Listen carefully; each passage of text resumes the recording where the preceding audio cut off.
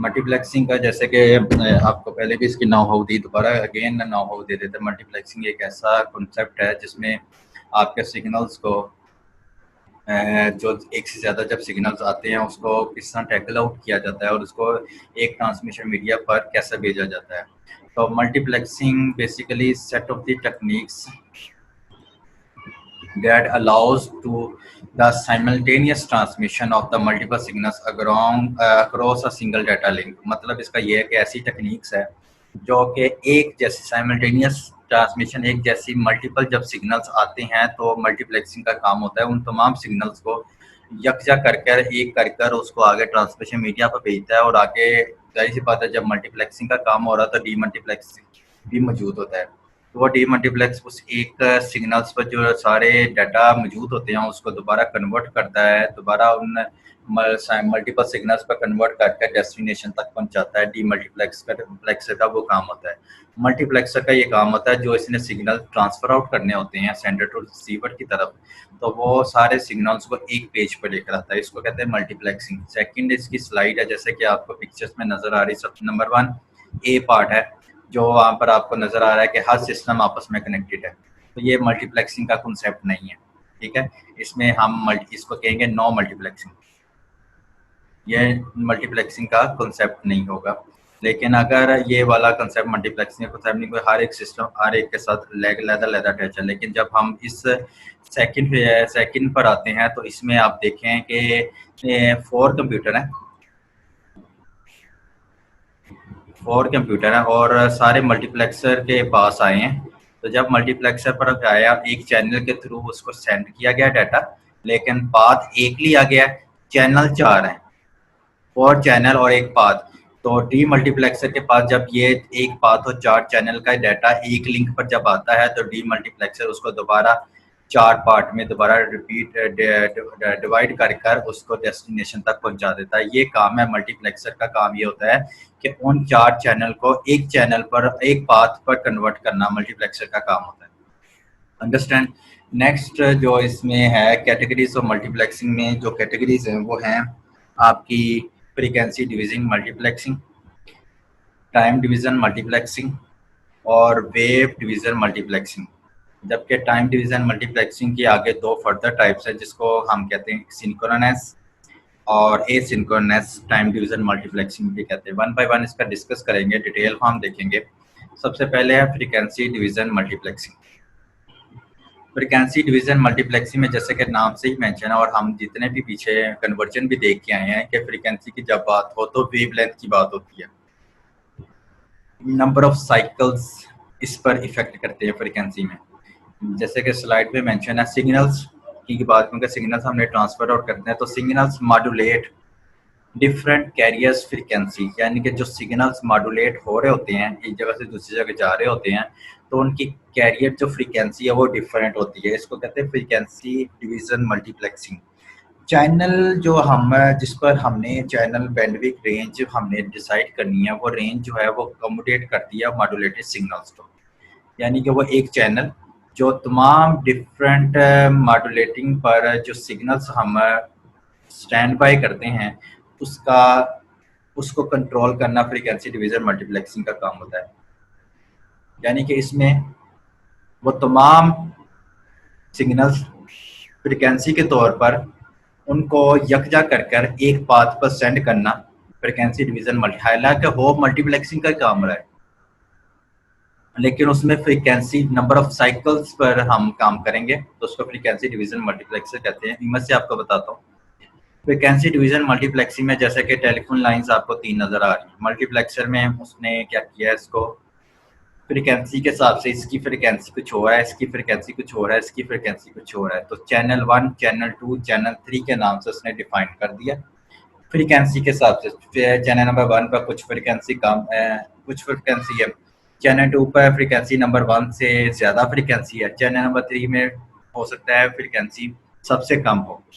तो उसको demultiplexer 1 bye 1 detach कर और उसको डिटेक्ट करने के बाद वो सेट आउट करता है कि किसका टेलीफोन लाइंस की फ्रीक्वेंसी इस लिहाज से है, वो आगे फिर उसे डेस्टिनेशन पॉइंट तक पहुंचा देता है। यह है फ्रीक्वेंसी डिवीजन मल्टीप्लेक्सिंग का काम। बेसिकली ये था फ्रीक्वेंसी के हिसाब से। अब है टाइम फ्रीक्वेंसी डिवीजन मल्टीप्लेक्सिंग अभी तक चल रहा है। इसको हम टाइम डोमेन के हिसाब से भी देखेंगे, उसको हम फ्रीक्वेंसी के हिसाब से भी देखेंगे। Time division frequency division multiplexing में टाइम डोमेन में, अगर जैसे कि टाइम डोमेन में जैसे आपको मैंने लास्ट लेक्चर्स में भी पढ़ाया, तो वहाँ पर आपके पास वेव चलती हैं, इस तरह की वेव्स आती हैं। तो ये 3 सिग्नल से बेसिकली इस तरह वेव्स आगे ट्रांसफर हो रही होती है। मॉड्यूलेटर क्या करता है, उस फ्रीक्वेंसी को एक, ये देखें यहाँ पर फ्रीक्वेंसी यहाँ पर कम है, यहाँ पर बढ़ गई है, यहाँ पर बिल्कुल कम है, यहाँ पर बिल्कुल कम है, फिर उसके बाद थोड़ी सी आई है, तो फिर उसके बाद बढ़ी। मॉड्यूलेटर का काम, मॉड्यूलेटर जो होता है आपके मल्टीप्लेक्सर में, ये सारा एक मल्टीप्लेक्सर के अंदर वाला हिस्सा है। मल्टीप्लेक्सर में जो मॉड्यूलेटर होता है, वो मॉड्यूलेटर ये कहता है कि मॉड्यूलेट करता है फ्रीक्वेंसी कम या ज्यादा जो आ रही होती है, उसको मॉड्यूलेट कर एक सीक्वेंस में रखता है। जैसे कि आपको ये सीक्वेंस नजर आ रहा है, इसका भी सीक्वेंस नजर आ रहा है, नंबर ऑफ साइकिल बेशक ज्यादा है, लेकिन उनकी लेंथ देखें बिल्कुल बराबर है। मॉड्यूलेटर का काम ये होता है carrier frequency 1, carrier frequency 2, carrier frequency 3, यानी कि उनके हिसाब से इसकी डिवीजन करता है, मॉड्यूलेटर कहते हैं। अब यहाँ देखें इसकी डिस्टोर्शन आ गई दोबारा, और ये डिस्टोर्शन आने के बाद दोबारा उसने उसकी फ्रीक्वेंसी कहीं पर बहुत ज़्यादा, कहीं पर बहुत कम है। तो ये जब जाती है इसी तरह इस मॉड्यूलेटर से ये 1 कैरियर सिग्नल तक गई है, ये 1 कैरियर सिग्नल है, यहाँ तक सारी फ्रीक्वेंसी तीनों की गई है। डीमॉड्यूलेटर अपना फिर आगे काम करेगा। मैं सिर्फ बता रहा हूँ फ्रीक्वेंसी डिवीजन मल्टीप्लेक्सिंग के टाइम डोमेन के हिसाब से क्या क्या चेंजेस आती हैं। लेकिन अगर मैं फ्रीक्वेंसी डिवीजन मल्टीप्लेक्सिंग को फ्रीक्वेंसी डोमेन के हिसाब से देखूं, तो वहाँ पर आपके पास पता है हर एक की फ्रीक्वेंसी डोमेन हर एक के लिहाज से डिफरेंट होती है। बस बेसिकली ये फ्रीक्वेंसी है 1 2 3 4 5 6 जो इसके तुम्हारा मर्ज करके एक तलट दिया गया, ये सारी फ्रीक्वेंसी मॉड्यूलेटर है। ये मॉड्यूलेटर उसकी फ्रीक्वेंसी को एक हद तक, जिस तरह उसका लय बनी होती है, ये उसी तरह उसको लेकर फ्रीक्वेंसी को और आगे सेंडिंग के एक पाथ पर सेंड कर देता है। यानी कि पहले F1 सेंड करता है, फिर F2 सेंड करता है, फिर F3 सेंड करता है। यानी कि इसका नाम F1 F2 F3 इस हिसाब से डीमॉड्यूलेटर के पास जाती है, और वो डीमल्टीप्लेक्सिंग इसको दोबारा अपनी डेस्टिनेशन पॉइंट तक पहुंचा देती है। ये काम होता है। अब उसी एंड को मैं दूसरे एंड तक देख रहा हूँ। डी फ्रीक्वेंसी डिवीजन जो मॉड्यूलेटर है, उसमें हम स्टडी मल्टीप्लेक्सिंग में हम डी मल्टीप्लेक्सिंग को देखेंगे। उसकी हम टाइम डोमेन के हिसाब से देखें, तो टाइम डोमेन के हिसाब से ये एक कैरियर सिग्नल जो कि मल्टीप्लेक्सिंग की तरफ से आ रहा था, डी मॉड्यूलेटर ने उसको उस पर फिल्टर 3 किस्म के लगाए, तो 3 किस्म के कैरियर्स आ रहे, सिग्नल्स आ रहे थे, तो उसको उसने दोबारा उसके कैरियर्स को जैसे उसके मिले उसी तरह उसने कन्वर्ट किया, और आगे एक मॉड्यूलेटर लगा हुआ है जो उसकी फ्रिक्वेंसी को एक लेवल पर लेकर आती है, और अगर उस लेवल पर लेकर आने के बाद उसको आगे पास आउट कर देती है डेस्टिनेशन पॉइंट तक, ताकि बाद में किसी किस्म की डिस्टॉर्शन ना आए। ये टाइम डोमेन के हिसाब से, टाइम डोमेन की जब भी बात की जाएगी वहाँ पर आपको वेव्स नजर आएंगी, एक वेव्स एक सिग्नल्स को। लेकिन जब आपको फ्रीक्वेंसी डोमेन की बात की जाएगी, फ्रीक्वेंसी डिवीजन मल्टीप्लेक्सिंग अभी चल रहा है, उसमें डी मल्टीप्लेक्सिंग को हम रीड आउट करें, उसमें फ्रीक्वेंसी डोमेन में आपके ये जो इमेज बना हुआ है, इस इमेज में हर एक की वेव लेंथ टाइम डोमेन है, कम से कम इसमें 10-12 टाइम डोमेन हो सकती हैं। तो जैसे वो सिग्नल्स 1 2 3 के हिसाब से आया, ये वाला F1 की तरफ चला गया, और ये वाला आपके पास F2 की तरफ चला गया, और ये वाला F3 की तरफ चला गया। उसके बाद एक डी मॉड्यूलेटर लगाया, उसको एक जैसे कि ये यहाँ पर एक लाइन पर नहीं मौजूद, उसको एक लाइन पर मौजूद कर डेस्टिनेशन पॉइंट तक पहुँचा देना, इसका काम होता है डी मॉड्यूलेटर, डी मल्टीप्लेक्सर का, सॉरी। सो ये था फ्रीक्वेंसी डिवीजन मल्टीप्लेक्सिंग का कॉन्सेप्ट। नेक्स्ट हमारा जो मल्टीप्लेक्सिंग का जो कॉन्सेप्ट है वो है wave division multiplexing. Wave basically conceptual ये सेम है, कॉन्सेप्चुअली सेम है फ्रीक्वेंसी डिवीजन मल्टीप्लेक्सिंग के साथ, लेकिन इसमें जो लाइट सिग्नल्स हम ट्रांसमिट करते हैं वो फाइबर ऑप्टिक चैनल के थ्रू करते हैं। Understood wave division multiplexing. और थर्ड ये है कि इसको कंबाइन किया जाता है डिफरेंट सिग्नल्स को डिफरेंट फ्रीक्वेंसी के हिसाब से, अगर इसको कंबाइन किया जाए तो उसको कहते हैं wavelength. different combining of the different signals into the different frequency is called wavelength। तो उसको वेव डिवीजन मल्टीप्लेक्सिंग में इस तरह कंटिन्यू, ये देखें आपके पास ये वेव डिवीजन मल्टीप्लेक्सिंग में फ्रीक्वेंसी डोमेन को हमने कंटिन्यू किया, उसमें ये ओमेगा 1 2 3 4 5 6 तक है। तो ये आपका जो वेवलेंथ डिवीजन मल्टीप्लेक्सर क्या करता है, उस सारे जो मेगा वन से ले सॉरी डेल्टा वन से लेकर डेल्टा वाई तक जितने भी आपके पास फ्रीक्वेंसी है वो आपको एक पेज पर आपके 1 से लेकर 6 तक मल्टीप्लेक्स कर देता है, एक चैनल पर सेंड आउट कर देता है। उसके बाद डीमल्टीप्लेक्सर उसको दोबारा उसकी दोबारा अपनी हालत में लेकर आता है डीमल्टीप्लेक्सर। तो वेव डिवीजन मल्टीप्लेक्सिंग का कॉन्सेप्ट ऐसे ही कंटिन्यू कर रहा होता है। तो जो स्टार्ट में मैंने आपको बताया था कि एक कॉन्सेप्ट है कि मल्टीप्लेक्सर और डीमल्टीप्लेक्सर अपने अपने क्या काम करते हैं, दरमियान में एक लाइन ही यूज होनी है, बात एक ही यूज होना है, लेकिन उसको किस तरह मर्ज अप किया गया मल्टीप्लेक्सर, इससे ये होता है किस तरह मर्ज किया कि हम ये स्टडी आउट कर रहे हैं। और इसमें फ़ायदा हमें ये है कि इससे डिस्टॉर्शन बहुत कम से कम होती है। अब वेव डिवीज़न मल्टीप्लेक्सिंग में एक कॉन्सेप्ट है प्रिज्म का। प्रिज्म जो बेसिकली कंबाइन हुआ होता है या splitting of light sources, prism easily उसके लाइट सोर्सेज को हैंडल आउट कर लेता है। कैसे करता है? वो ऐसे करता है क्योंकि इसके प्रिज्म जो है अपनी लाइट बीम को बेंड करता है, इसकी बेस पर इंसिडेंट एंगल और रिफ्लेक्टेड एंगल पड़ा होगा।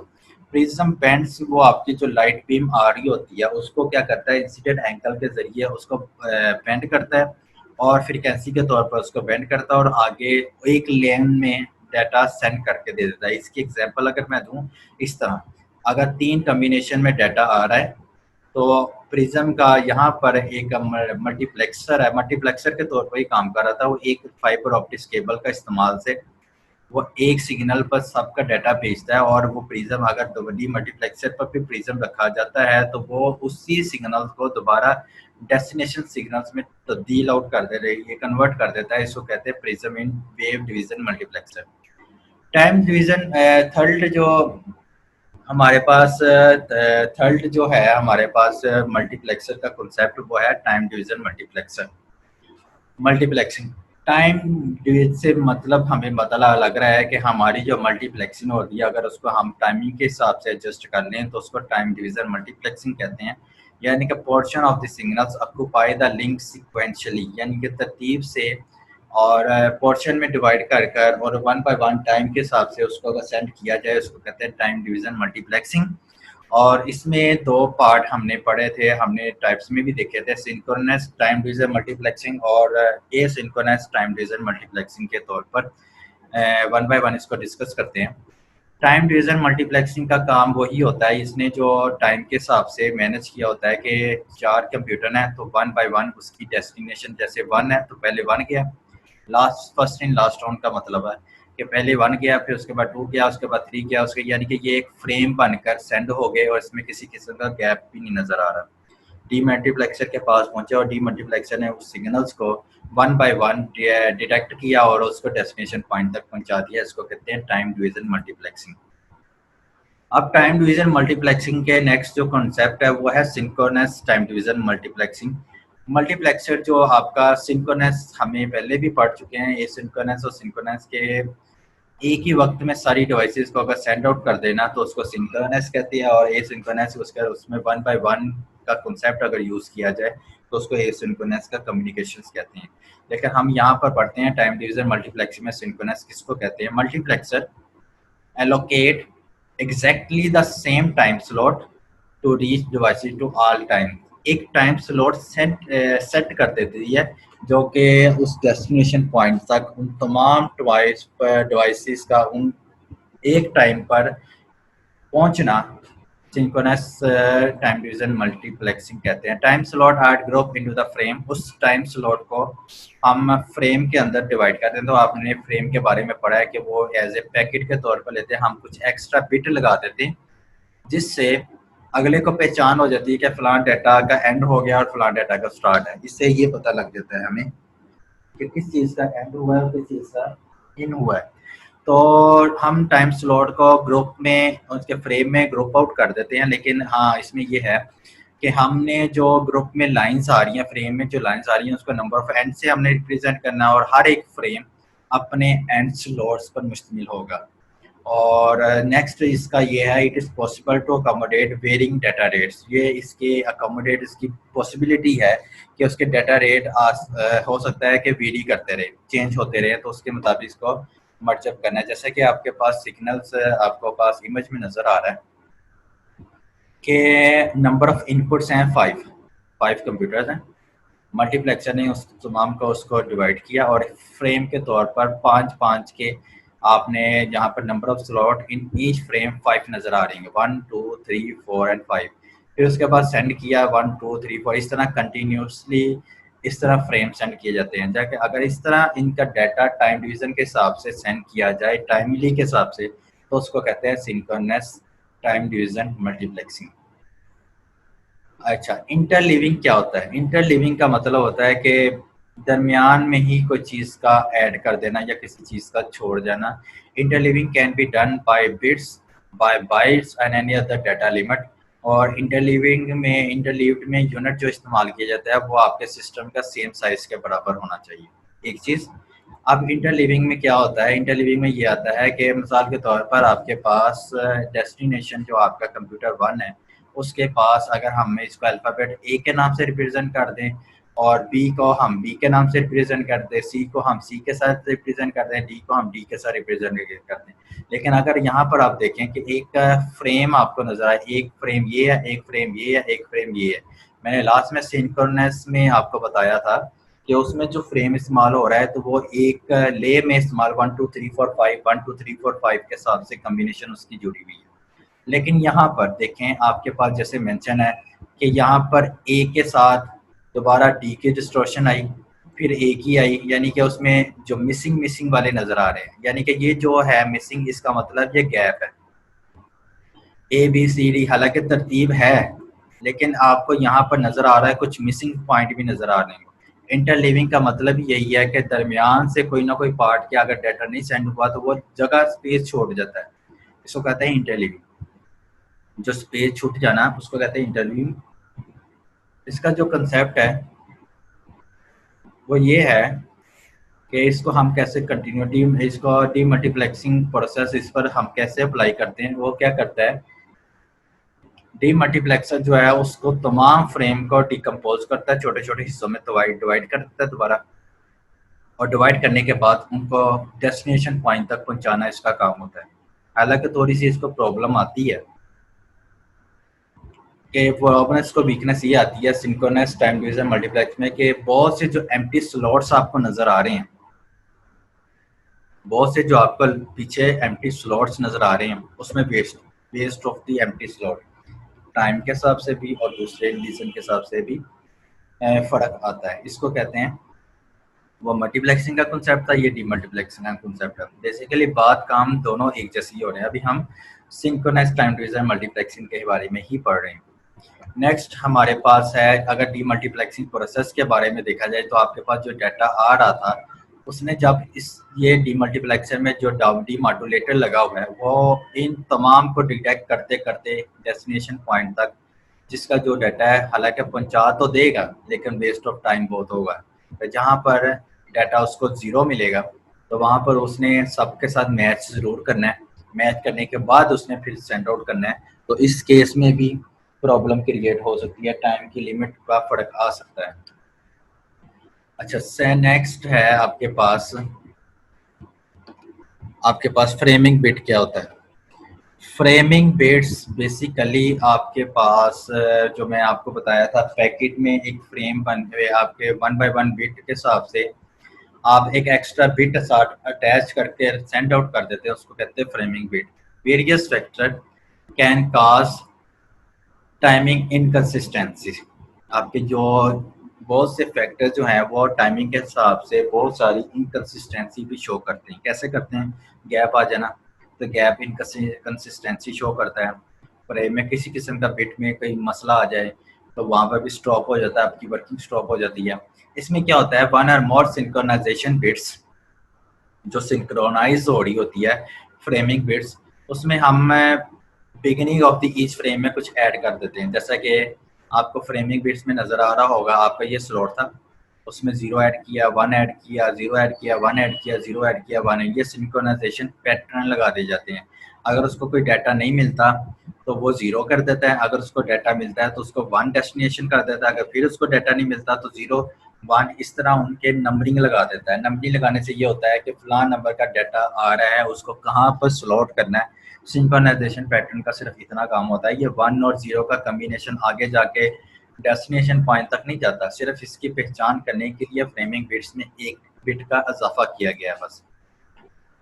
सिंक्रोनाइजेशन जो टाइम डिवीजन मल्टीप्लेक्शन की एग्जांपल के हिसाब से अगर मैं बताऊं कि हर एक का डिवाइस जो सेंड करती है, अगर ये फार्मूला है, फार्मूला जिसने आपको लिखा है, अगर इसको कंटिन्यू करें हम टाइम कम की वजह से, कि हर एक डिवाइस सेंड करती है 250 कैरेक्टर्स या 2000 बिट्स पर सेकेंड के हिसाब से, चैनल के हिसाब से हर एक स्लाइड पर सेंड करता है। तो मल्टीप्लेक्सर क्या करता है, उनका एक 250 फ्रेम पर सेकंड के हिसाब से हर एक को डाटा इक्वली डिस्ट्रीब्यूट कर देता है, ताकि हर एक को डाटा इक्वली मिले और अपना सर्कल आउट चलता रहे। कि ऐसा ना हो कि कोई एक सिस्टम, कोई एक फ्रेम बहुत ज़्यादा डाटा यूज़ कर ले और दूसरा सिस्टम बहुत ज़्यादा डाटा कम यूज़ करे। तो इस किस्म की परेशानी से भी बचा जा सकता है। सिंक्रोनस ये तरतीब लगा देता है कि आपने कितनी फॉर्मेशन में, यानी कि कितना डाटा उसको सेंड करना है। सिंक्रोनाइजेशन टाइम डिवीजन मल्टीप्लेक्शन की एग्जांपल के तौर पर आपकी ये मौजूद है।